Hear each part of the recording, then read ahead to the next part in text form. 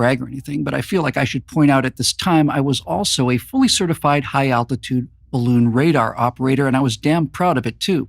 Go into any mall today, and there's usually some place called Brainiac Brian's Super Science Learning Laboratory, some granola-chewing ripoff trying to sell science toys to Gen Z kids to make them smart and stuff. We had something called Johnny Astro. Johnny Astro had a mechanical joystick connected to a little fan with some spacey-looking stuff in between. It was basically just a fan, and that fan was housed inside of a unit that made it look like it was a radar dish.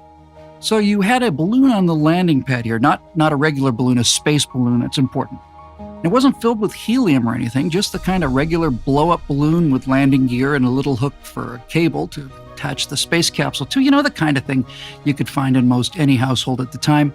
Now, if you aim that fan at the top of the balloon and very carefully increase the airflow, the balloon, the landing gear, the capsule, all of that would slowly lift off from the pad as if by magic. And if you practice long enough, you could actually fly that balloon around the entire living room and land it on a little plastic cratered surface that they gave you with it. Or if you're really good, you could go over and land it on the TV set. Now, out of the incredible age of man's conquest of space, comes an amazing, fantastic, unbelievable new toy that brings you the thrills, excitement, adventure of the space age. Johnny Astro. You see, the toys that we grew up with had to work, not on a smartphone or a computer or a game console. They had to work in the real world.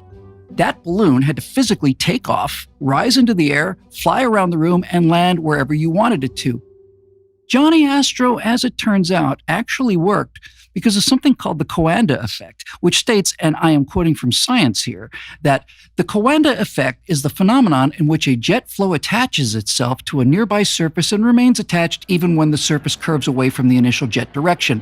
In free surroundings, a jet of fluid entrains and mixes with its surroundings as it flows away from a nozzle. The result is the tendency of a fluid jet to stay attached to a convex surface.